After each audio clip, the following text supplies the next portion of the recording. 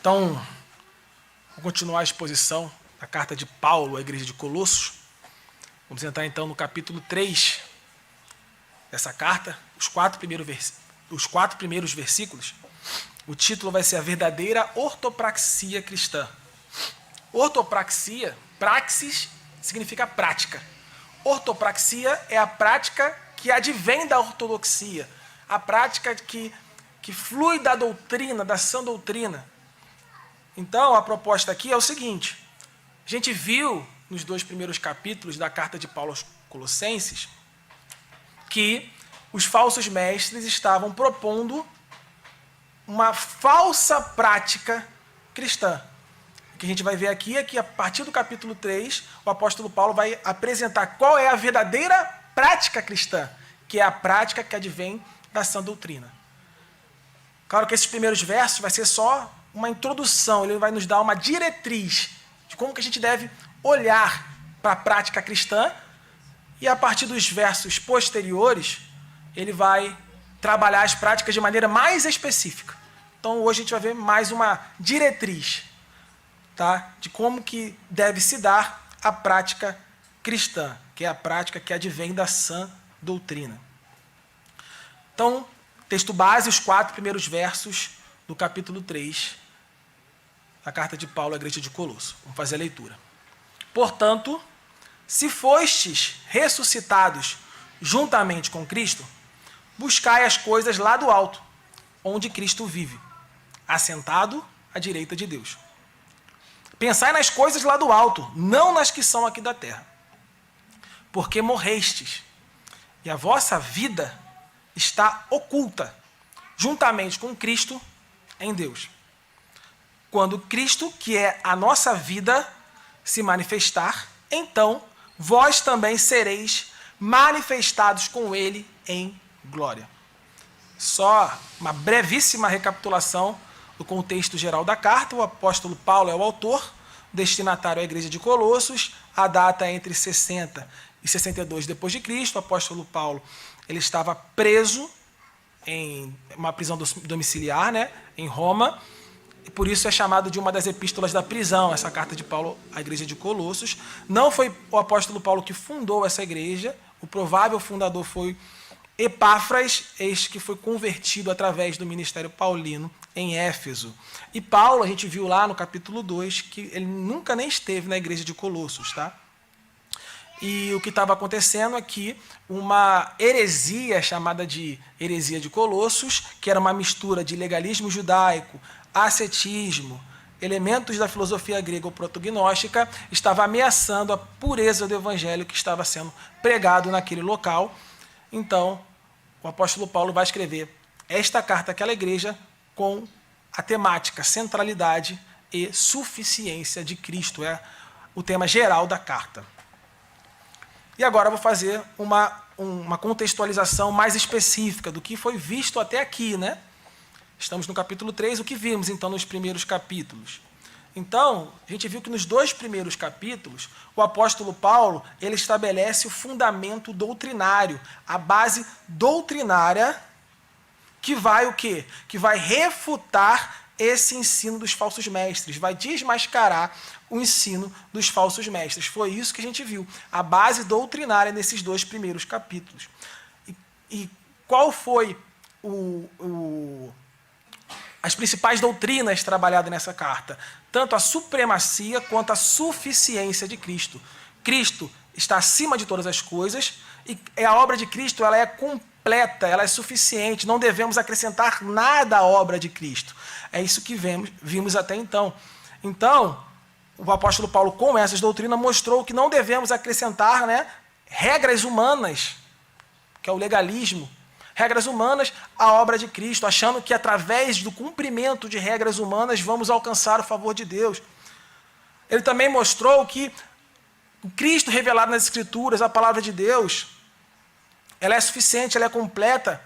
Então, não devemos desenvolver uma teologia à parte das Escrituras. Nossa teologia deve ser toda fundamentada, baseada nas Escrituras. E a gente viu que os falsos mestres estavam desenvolvendo um ensino, desenvolvendo uma teologia baseada em quê? Em experiências místicas, experiências individuais. Ele estava desenvolvendo um ensino, uma teologia baseada em sonhos. Ele estava desenvolvendo uma teologia baseada em visões, em experiências místicas. Mas nós vimos que devemos ter toda a nossa teologia fundamentada, baseada nas Escrituras. E também vimos que não devemos achar que vamos alcançar o favor de Deus através do ascetismo, através da disciplina rigorosa, através da dor, através do sofrimento. E aí a gente terminou falando que nada disso produz a verdadeira santidade. Né? O texto fala que tudo isso não tem utilidade, não tem valor contra a sensualidade, que a gente viu que sensualidade aqui é a sedução do pecado. Então a gente viu isso nos capítulos anteriores. E agora, a partir do capítulo 3, então, o apóstolo Paulo ele vai mostrar qual é a verdadeira prática cristã. Não é essa que os falsos mestres estão apresentando. Qual é a verdadeira prática cristã? A verdadeira prática cristã, ela não nasce de regras humanas, mas ela flui naturalmente da nossa união com Cristo. E é essa a ideia da união com Cristo que a gente terminou falando no capítulo 2, e a gente vai precisar manter ela em mente, porque essa ideia vai fundamentar também os primeiros versos do capítulo 3. Mas o que é interessante a gente observar logo aqui no início é como o apóstolo Paulo ele gasta 2 capítulos inteiros, a metade da carta, que tem 4 capítulos, os 2 primeiros capítulos só para estabelecer o fundamento doutrinário, só para estabelecer ali a base, para só então, trabalhar a parte prática. Então, o que a gente aprende com o apóstolo Paulo aqui, não só na carta de Paulo aos Colossenses, mas em outras cartas ele também vai seguir esse padrão, é que a sã doutrina ela é importante e a prática também é importante. A gente vê ao longo da história da igreja momentos em que um foi tomado em detrimento do outro. Por exemplo, no século XVII, um pouco depois da Reforma Protestante, a igreja começou a ir para um lado de trabalhar muito doutrina em detrimento da prática, quase não tinha prática, então era uma coisa totalmente teórica. E aí surge um movimento chamado de pietismo, que vai tentar equilibrar novamente a doutrina e a prática.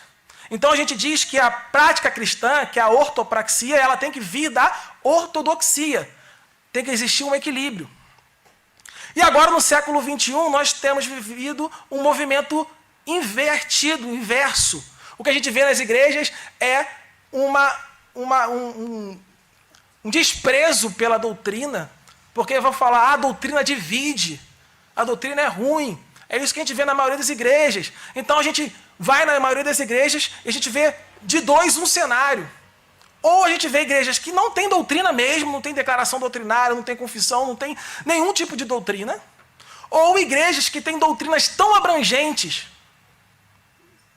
doutrinas tão amplas, que não dizem nada e dizem tudo ao mesmo tempo. E aí cada um consegue interpretar aquela doutrina de maneira que ela fica feliz.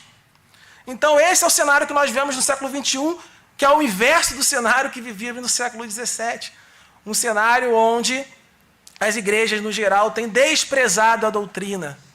Mas nós devemos voltar a esse equilíbrio. Pregar essa doutrina e pegar uma prática que advém dessa sã doutrina. Então a gente vê que é assim que o apóstolo Paulo ensinava. Os 2 primeiros capítulos de Colossenses, ele trabalha principalmente a doutrina, e nos 2 últimos capítulos ele vai trabalhar principalmente a prática que advém dessa doutrina. A gente vê isso também na carta de Paulo aos Romanos. Os 11 primeiros capítulos, doutrina, e do capítulo 12 ao capítulo 16, a prática. Majoritariamente. Em Efésios a mesma coisa. Os 3 primeiros capítulos, o apóstolo Paulo vai trabalhar principalmente a doutrina. E os 3 últimos capítulos ele vai trabalhar principalmente a parte prática. Então a gente vê que isso é um padrão da Bíblia. É assim que nós devemos ter também. um equilíbrio entre doutrina e prática, uma prática que advém da sã doutrina. Não devemos desprezar nenhum dos dois.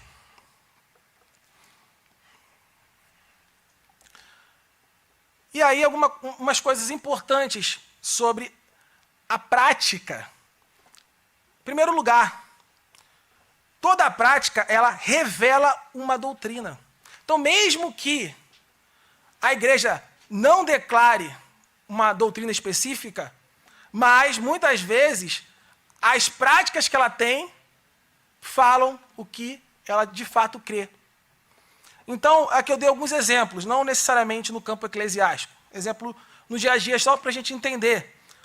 Então, se você vive para acumular riquezas, na verdade, a doutrina, o entendimento que faz com que você se mova a esse fim, é o quê? Você, na verdade, acredita que o dinheiro é o bem supremo. Então, existe uma doutrina que está embasando a sua prática. Se você vive a sua vida em busca de satisfazer seus desejos, a doutrina que você subscreve, ainda que você não diga explicitamente, é que para você o prazer é o bem supremo, você é um hedonista. Então, ainda que a gente não declare doutrinas de maneira explícita, as nossas práticas revelam as doutrinas que nós defendemos. Então, é lendo engano nosso achar que a gente pode escapar de doutrinas.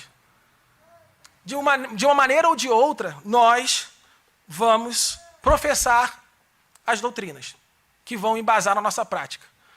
Mas o que a Bíblia nos convoca a viver é entender a sã doutrina, ter o entendimento da sã doutrina, e de maneira consciente professá-la e dela extrair as práticas. É isso que a Escritura Sagrada vai nos convocar a vivenciar, a fazer.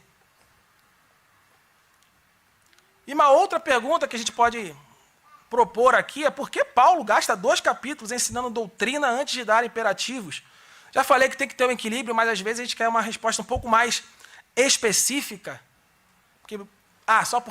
Por que tem que ter esse equilíbrio, né? Então fica meio vago, né, essa resposta. Eu coloquei aí. Porque uma obra não é boa apenas porque sua aparência é boa. A obra, para ser verdadeiramente boa, ela deve ser realizada segundo a palavra de Deus, proceder de um coração regenerado e ter a glória de Deus como seu fim. A gente precisa entender o que significa uma obra boa. A gente pode dividir essa qualidade de ser boa em 2 categorias. Uma pessoa pode fazer um bem civil, alguns chamam de bem relativo. O que é um bem civil, um bem relativo? É um bem que vai trazer benefícios à sociedade, benefícios a si, benefícios às pessoas à sua volta. Isso é o bem que eu posso chamar de civil ou relativo. Mas isso não necessariamente é uma ação boa aos olhos de Deus. Porque para ser bom aos olhos de Deus, não basta trazer benefícios sociais, mas tem que ter a finalidade última de glorificar a Deus. E para tal, nós precisamos ter a verdade escriturística, a sã doutrina, embasando as nossas ações. Só dessa forma conseguiremos intencionalmente agir com o fim último para glorificar a Deus. Quando as nossas ações, elas advêm da verdade, da sã doutrina. Olha aqui a nossa confissão de fé, Batista de 1689, vai dizer lá no capítulo 16, que fala sobre as boas obras. Esse é o 7º parágrafo.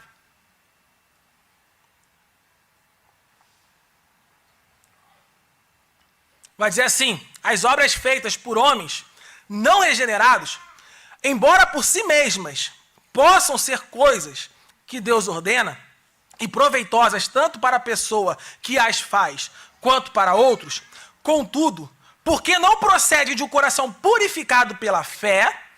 E aí vale lembrar, antes de eu continuar a leitura, o que é a fé verdadeira, fides viva, né, como diziam lá os reformados. A fé verdadeira, ela tem 3 características: o conhecimento, o consentimento e a confiança. Então, a fé verdadeira, ela começa com conhecimento da sã doutrina. Então, não é possível ter fé verdadeira sem o conhecimento da sã doutrina. E aí a gente continua. Não estão de acordo com a palavra. Então, olha só. Apesar de as obras serem boas civilmente, elas não estão de acordo com a palavra, então elas não são boas aos olhos de Deus. Elas não foram feitas de tal forma que ela brotasse, fluísse da verdade das Escrituras. Então ela não glorifica a Deus, ela não tem como fim último a glória de Deus. Nem são feitas de uma maneira correta, nem com a finalidade correta, a saber, a glória de Deus. Elas são, portanto, pecaminosas e não podem agradar a Deus, nem tornar uma pessoa apta para receber a graça de Deus.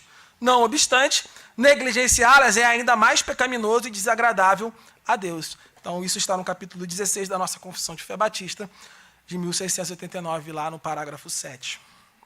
Então, exemplifica bem o que a gente está tratando aqui. Então, vamos para a exposição propriamente dita, tendo isso em mente. O texto ele começa dizendo, portanto, que é uma palavra que nos remete ao texto anterior, é uma consequência do que foi trabalhado anterior. E o que foi trabalhado anteriormente? A união com Cristo. A gente estava falando sobre isso, que nós estamos unidos a Cristo. Então vamos relembrar essa doutrina que é fundamental para a fé cristã, apesar de muito pouco falada. Nós vimos que a união com Cristo ela pode ser dividida em algumas categorias. Para ser mais específico, na outra vez eu nem trabalhei com tanta especificidade, agora eu vou tentar ser um pouco mais específico. A união com Cristo ela pode ser dividida em 3 categorias. A primeira categoria é chamada de união decretal ou união eterna. Tá? O que é a união decretal? É a união estabelecida no decreto eterno do Pai. Então a união com Cristo ela começa no decreto eterno do Pai. O Pai escolheu um povo em Cristo e o deu ao Filho. Essa é a verdade escriturística. Escolheu quando? Antes da fundação do mundo. É isso que vai dizer o texto de Efésios, o 1º capítulo, verso 4. A Bíblia vai dizer assim, assim como nos escolheu, em quem? Em Cristo, nele. Esse nele aqui caracteriza a doutrina da união com Cristo. Quando ele nos escolheu?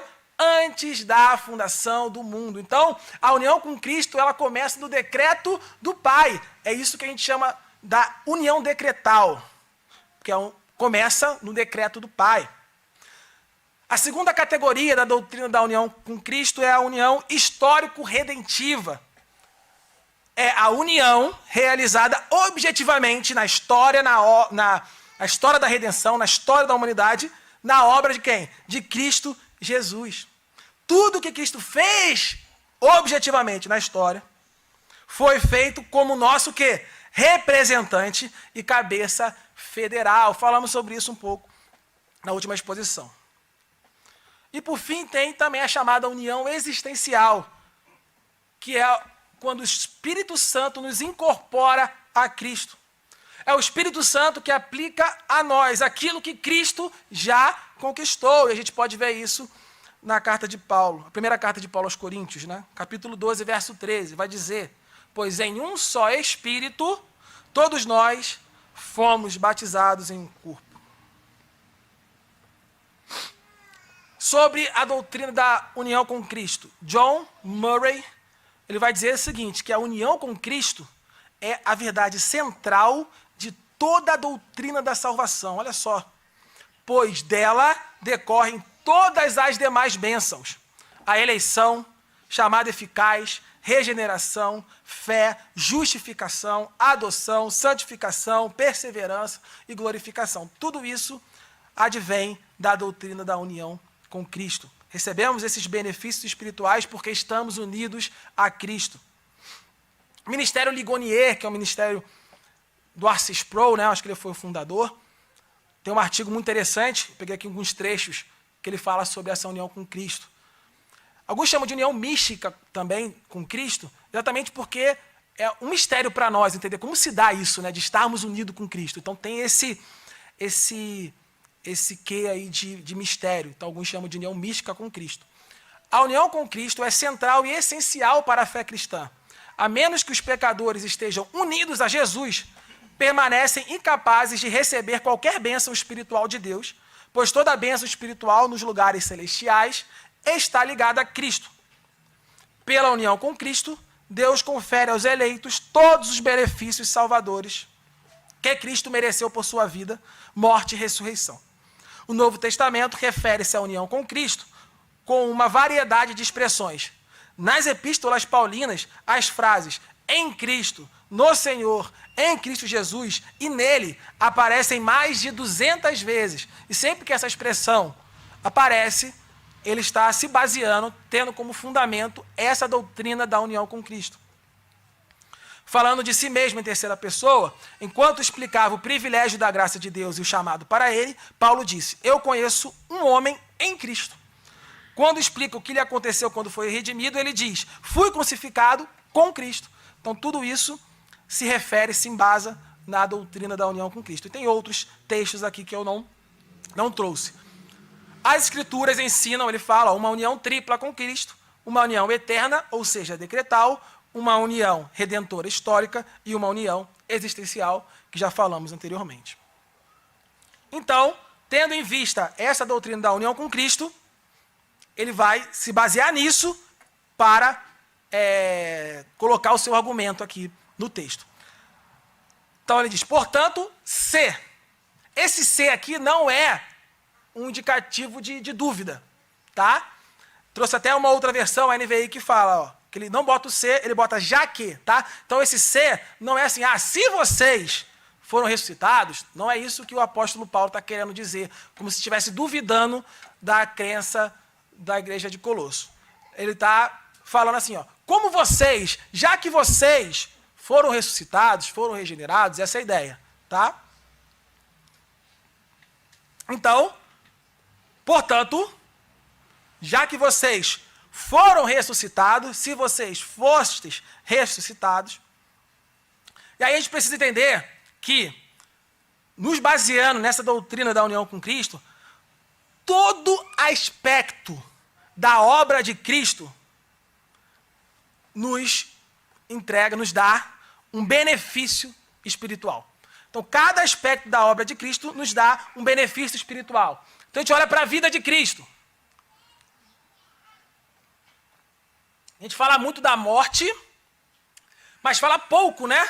Da vida, da ressurreição, de outros aspectos da ascensão. A gente fala muito da morte. Mas cada aspecto da obra de Cristo nos dá um benefício espiritual. Quando a gente olha para a vida de Cristo, a gente vê que Cristo viveu em perfeita justiça. Cristo, ele cumpriu plenamente a lei.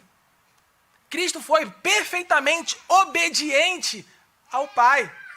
E esse mérito de Cristo de ser perfeitamente obediente, de estar em perfeita justiça, foi imputado a nós. E aí é por isso que a Bíblia às vezes nos chama de justos.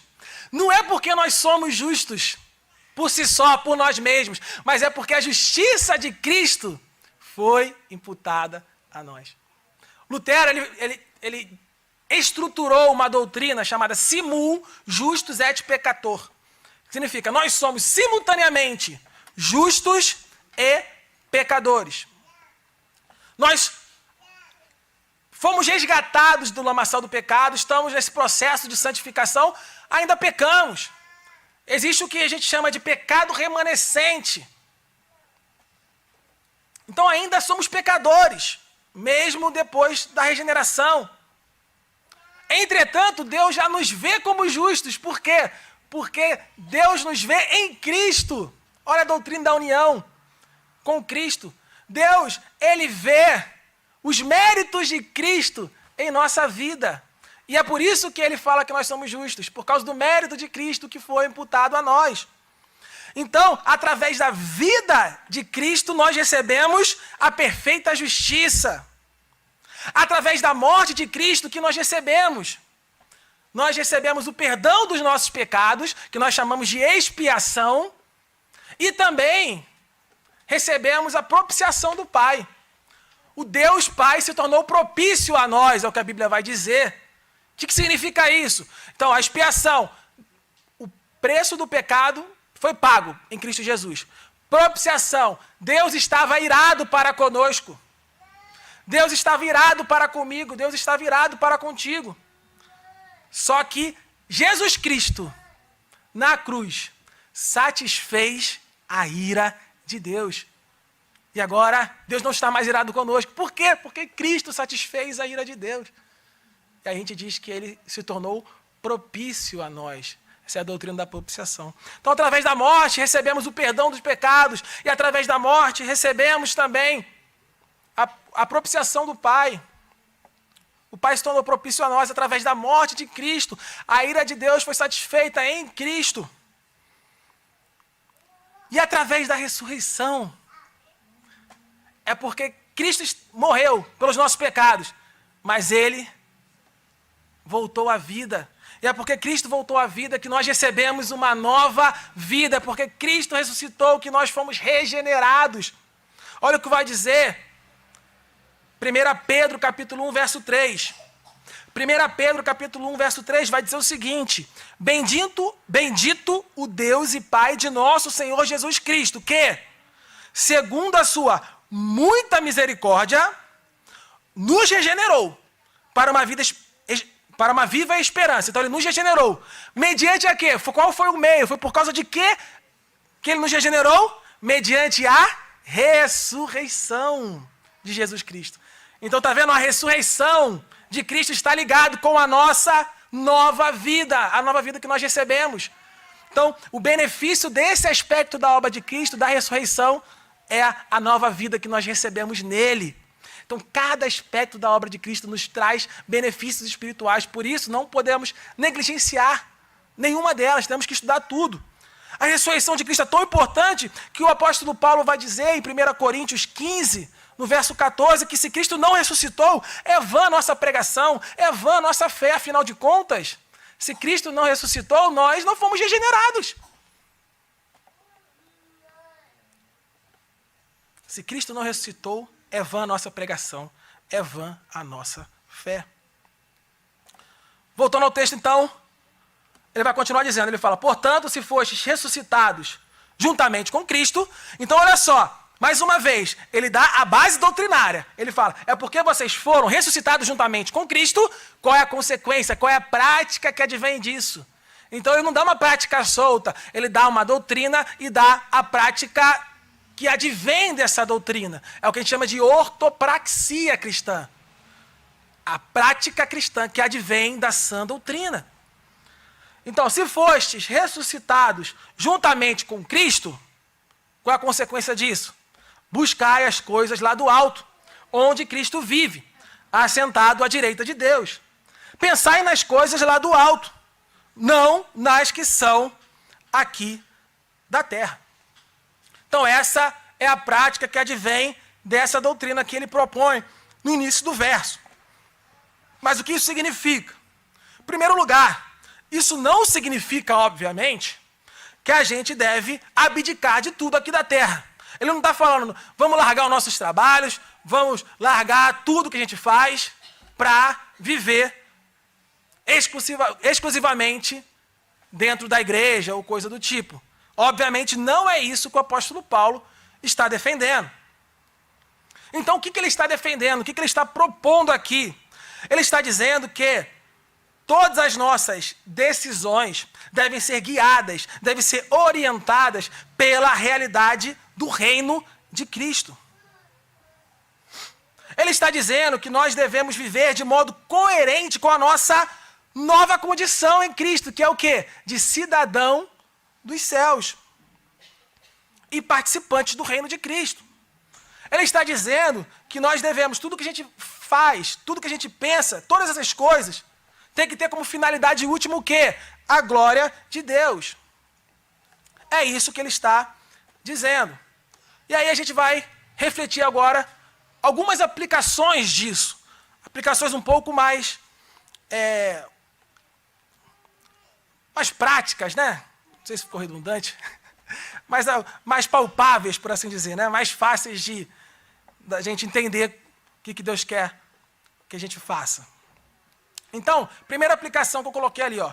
Muitas das decisões que Deus nos chama a tomar naturalmente nos assustam. Muitas vezes Ele nos chama para algum ministério na igreja, ou casamento, formar uma família, mudar de cidade, abrir mão de certos projetos. Muitas vezes essas coisas nos assustam, nos amedrontam. Mas a questão é, o que governa as nossas ações? Será que é o medo das circunstâncias? Será que são os nossos temores? Ou nós tomamos as decisões baseados na confiança que nós temos em Cristo, que Ele vai dizer que está assentado à direita de Deus, soberano. Será que a gente tem isso em mente? Que Cristo reina, Cristo é soberano, Cristo está no controle de todas as coisas, Deus está no controle de todas as coisas. Quando vamos tomar nossas decisões, ou qualquer circunstância nos amedronta e nos impede de tomar as decisões segundo a vontade de Deus. Isso é uma pergunta que nós temos que fazer. É isso que ele está dizendo. O que deve pautar, as nossas decisões devem ser baseadas na vontade de Deus, nas coisas do céu, nas coisas eternas. E não baseado nas coisas desse mundo, nos nossos medos, nas circunstâncias, no que as pessoas vão achar. Uma segunda aplicação. Buscar as coisas do alto também significa interpretar toda a vida a partir dessa realidade do Cristo soberano, do Cristo entronizado, do Cristo sentado lá em seu trono. Então, eu trouxe aqui alguns elementos da sociedade, e aí eu trouxe aqui uma visão do mundo e uma visão que o crente deveria ter, que o cristão deveria ter. Então, o casamento. Como o mundo vê o casamento? O mundo vê o casamento como um contrato baseado aí na felicidade individual, via de regra, né? E o cristão? O cristão vê o casamento como uma instituição criada por Deus para refletir a união entre Cristo e a igreja. Os filhos. O mundo pergunta, vale a pena ter filho? Não é melhor ter um pet no lugar do filho? Mas os cristãos veem os filhos como herança do Senhor e que devem ser educados na disciplina e admoestação do Senhor. O trabalho. Qual é a relação do mundo com o trabalho? O mundo trabalha para sobreviver, enriquecer, construir uma identidade. Normalmente, quando a gente pergunta para uma pessoa, quem você é? A gente fala o quê? Eu sou, aí fala a sua profissão. Normalmente, o mundo constrói sua identidade através da sua carreira, da sua profissão. Ou o mundo também usa o trabalho para alcançar o quê? Um reconhecimento. O cristão, porém, encontra sua identidade em Cristo e exerce seu trabalho como uma vocação para glorificar a Deus, servir ao próximo e ser instrumento da providência divina no sustento da criação. Resumidamente, a relação do mundo com o dinheiro. O mundo vê o dinheiro como fonte de segurança. O cristão encontra sua segurança em Cristo e vê o dinheiro como um recurso confiado por Deus para o sustento responsável da família, o serviço ao próximo e a glória de Deus. Como que o mundo vê o sofrimento? O mundo vê o sofrimento como algo sem sentido. Uma das perguntas mais difíceis de se explicar na história da filosofia, na história do pensamento, é o sofrimento, sobre o mal.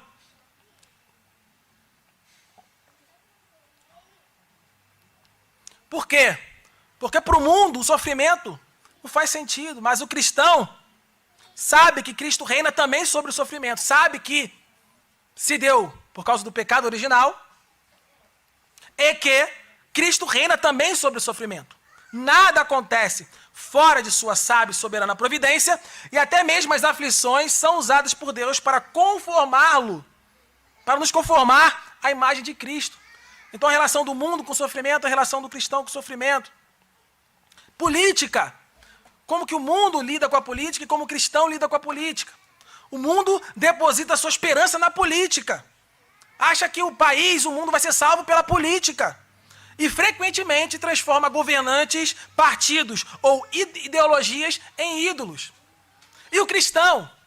O cristão, ele participa da sociedade.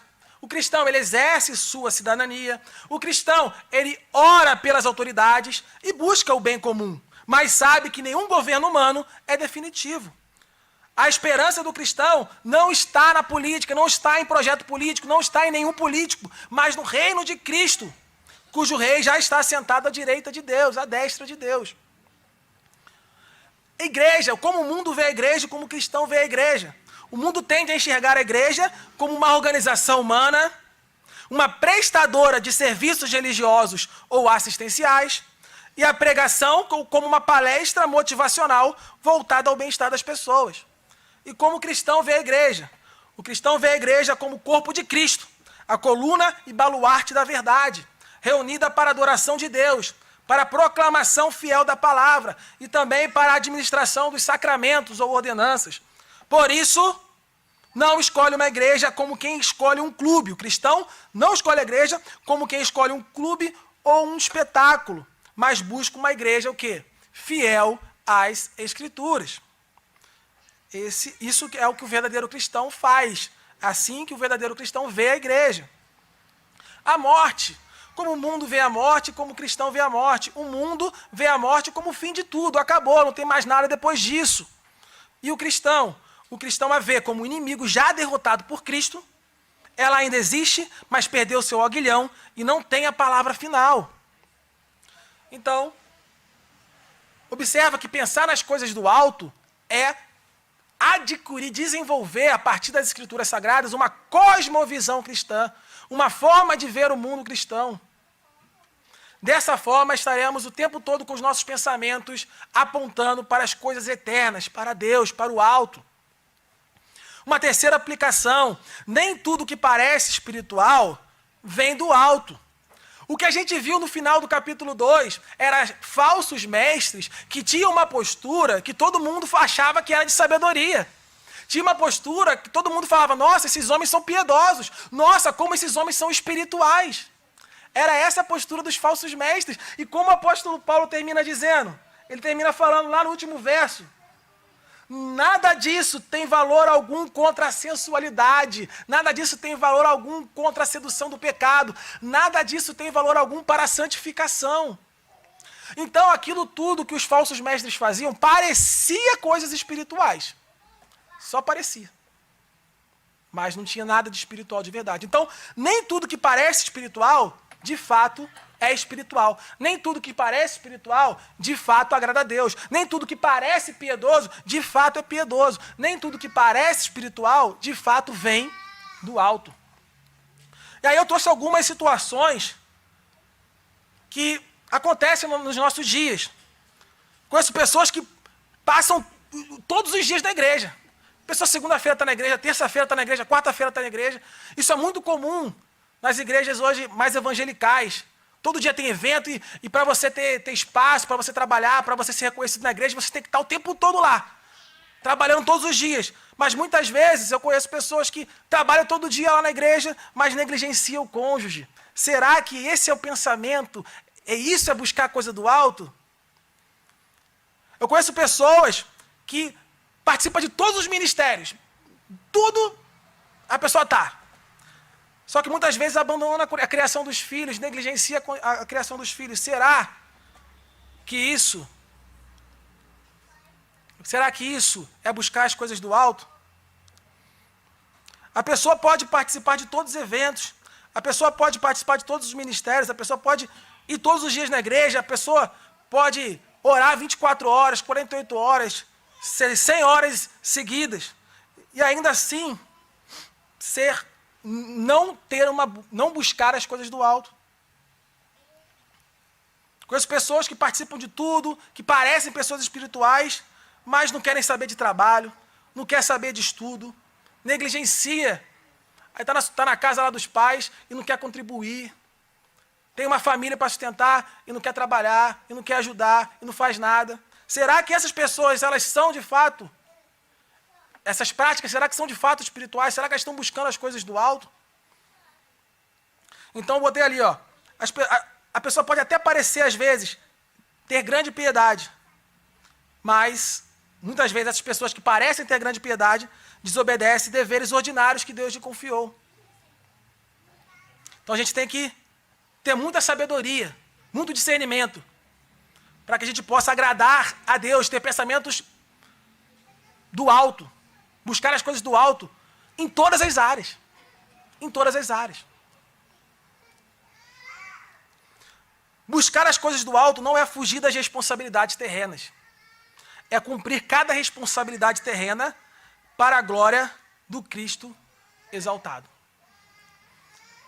Antigamente tinha uma frase que o pessoal falava assim: primeiro lugar, Deus, segundo, família, terceiro, igreja. Tinha um negócio assim, né?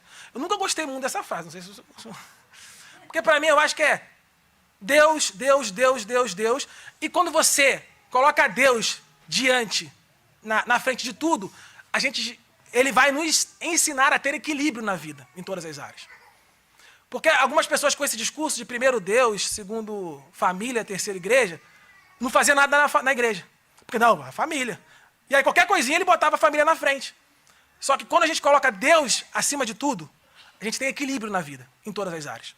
Então eu nunca gostei, não sei se alguém gosta, é muito popular essa frase, né? Mas eu falei que me arrisquei, né? De falar. Tá certo de não gostar.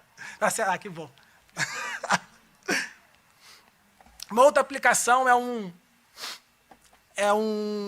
uma frase muito importante que os reformados eles cunharam, né? Eles estruturaram, que é o corandeio, que devemos ter uma vida inteira diante de Deus. Isso significa corandeio, ter uma vida inteira diante de Deus. Tem uma história que já deve ser a terceira vez que eu conto, mas eu gosto sempre de contar, do Lutero e o sapateiro. Lutero ele encontra um sapateiro, e o sapateiro pergunta para Lutero o que ele deve fazer para ter uma vida que glorifica mais a Deus. E a expectativa do sapateiro é que Lutero falava assim, ó, para de trabalhar aí, vem trabalhar na igreja. Vai ser missionário, vai ser pastor, fica lá trabalhando só na igreja. Ele achava que o Lutero ia responder algo desse sentido. E o que Lutero fala? Faça um bom sapato e venda por um preço justo. Dessa forma você glorifica a Deus. Então o corandeio é isso, glorificar a Deus em cada ação, em cada área da sua vida, nas finanças, na família, no trabalho, nos estudos. Fazer o bem, fazer o correto, intencionalmente para glorificar a Deus. E aí tem uma divisão que o pessoal falava muito antigamente, que é assim, meu trabalho secular, ou na minha vida secular, tinha muito isso, né? Então as pessoas faziam muita divisão do sacro e do secular. Só que, na verdade, toda a nossa vida é para a glória de Deus. Nós não estamos cultuando a Deus só nesse momento. Quando a gente sai daqui e vai para nossas casas, pega o transporte, pega o seu carro, pega o Uber, pega o ônibus, vai dormir amanhã no seu trabalho, na escola, na faculdade. Você, o tempo todo, deve estar prestando um culto através da sua vida. A sua vida toda, cada ação, deve glorificar a Deus. Então, nossa vida como um todo, claro, esse momento é um momento de culto público. Tem também, né, a gente fala que tem três categorias de culto, né? Tem o culto público, que é esse momento solene que nós fazemos aqui juntos. Temos o culto familiar, que nós devemos prestar com a nossa família diariamente. E temos o nosso culto individual, que é através da nossa devocional e através de cada ação nossa que deve ser para adoração a Deus. Então, a gente não deve fazer essa divisão da nossa vida em sagrado e secular, em sacro e secular. Toda a nossa vida deve ser para a glória de Deus. Cada ato, cada pensamento deve apontar para Deus. Uma quinta aplicação é uma pergunta. O que ocupa a nossa mente? O que ocupa a sua mente?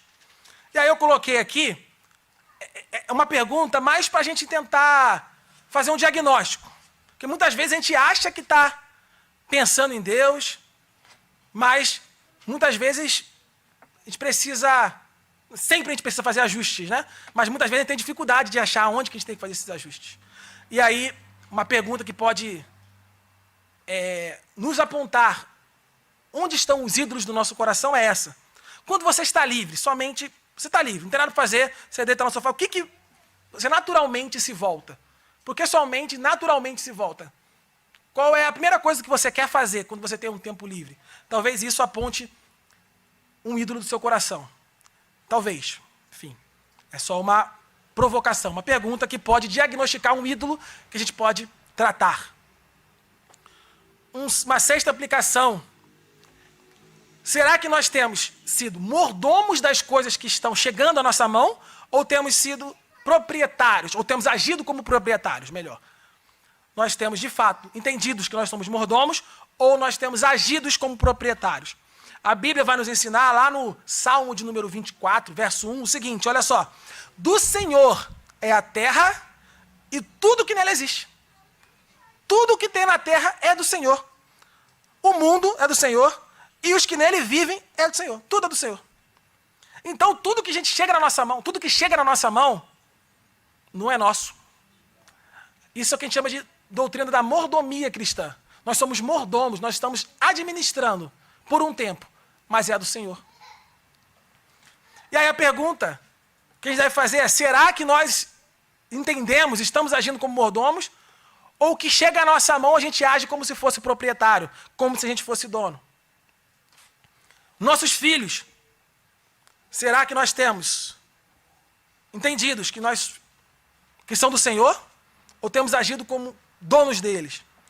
O dinheiro, o ministério, trabalho, tempo, igreja, muito das nossas aflições, muito das nossas divergências, discussões, vem do fato de nós acharmos que as coisas são nossas. É o meu ministério. O meu filho ele tem que agir do jeito que eu quero. Né? As escolhas dele tem que ser as minhas escolhas. A gente projeta, às vezes, o nosso filho, o nosso dinheiro, nosso trabalho, nosso tempo. A igreja é minha igreja, tem que ser tudo do jeito que eu quero. Nada pode sair do que eu entendo que é o certo. Será que nós temos agido assim? Ou nós temos entendido que nós somos mordomos?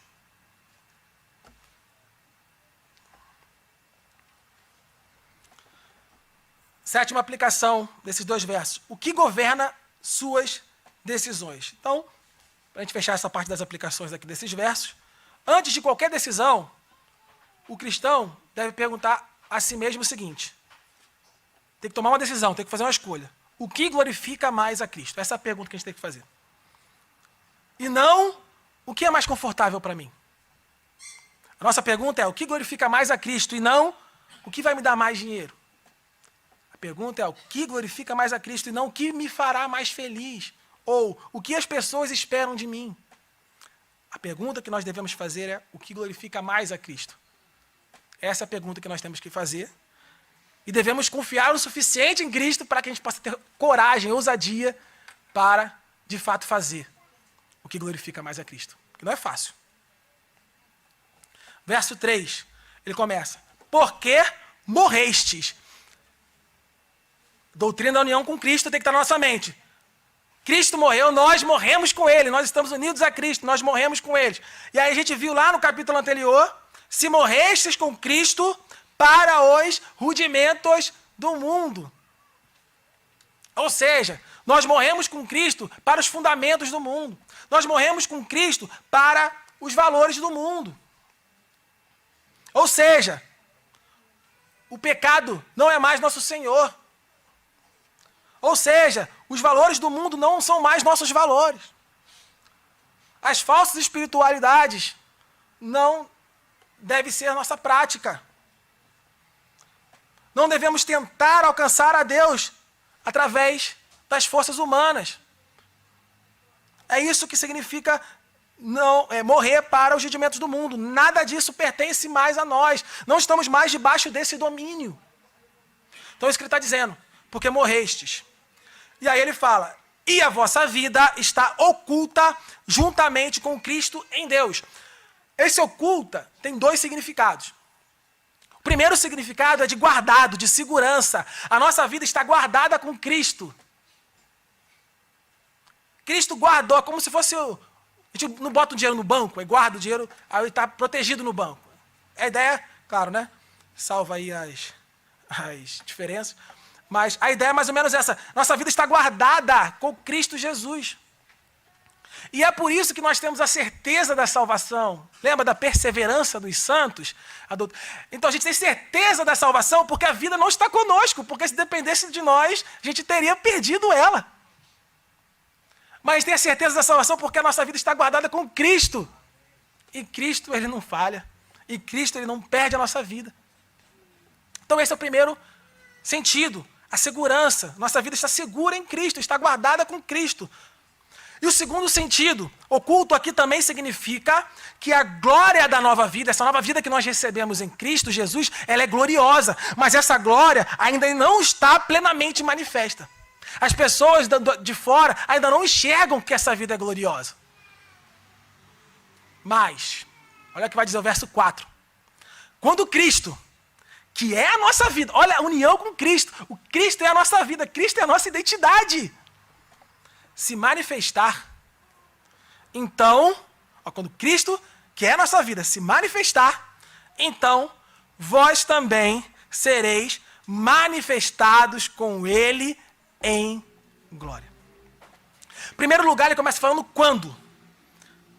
Não é se Cristo se manifestar, mas é quando. Olha a certeza, Jesus vai voltar. Jesus voltará. Olha a convicção, quando Cristo Jesus voltará. E quando ele voltar, a glória da nova vida que recebemos em Cristo será manifestada. Por quê? Porque seremos manifestados, união com Cristo, com Ele em glória. É para fechar duas aplicações desses dois versos finais. Em primeiro lugar, a nossa identidade está em Cristo. Não está no nosso trabalho, não está onde nós moramos, não está na nossa carreira, não está em nada que nós fazemos. A nossa identidade está em Cristo. Por isso que ele fala, né? E a vossa vida está oculta juntamente com Cristo, quando Cristo que é a nossa vida. E por fim, a nova vida que nós recebemos, ela é a verdadeira glória. Ela é verdadeiramente gloriosa.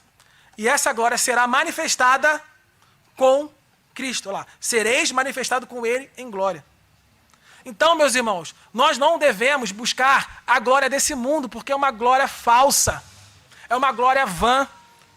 Muitas vezes as pessoas trocam a verdade pela fama, pelo reconhecimento. Elas buscam glória, não a glória da nova vida, mas no status, influência, na aprovação humana. Elas buscam essas coisas como fonte de glória. Mas a verdadeira glória está na nova vida que recebemos em Cristo. E essa glória da nova vida será plenamente manifestada quando Cristo voltar. E aí para concluir, eu fiz um resumo, só para a gente lembrar, de maneira mais enxuta, de tudo que a gente conversou, né, tudo que a gente aprendeu hoje. Nesses 4 versos, nós aprendemos que recebemos uma nova vida em Cristo por meio de sua ressurreição. E é por isso que nós devemos buscar as coisas do alto, as coisas que glorificam a Deus, as coisas eternas. Aprendemos que nós morremos para os rudimentos deste mundo. Não subscrevemos mais os valores desse mundo. Não subscrevemos mais os fundamentos deste mundo. Por quê? Porque nossa identidade está em Cristo. Nossa vida, nós vimos que está guardada nele, por isso ela está segura, por isso que nós temos a certeza da salvação. E agora, dessa nova vida que nós recebemos nele, que hoje permanece oculta, as pessoas ainda lá do mundo não conseguem ver quão gloriosa essa nova vida é. Mas será plenamente manifestada na que a gente chama de parousia, né, que é a segunda volta de Cristo Jesus.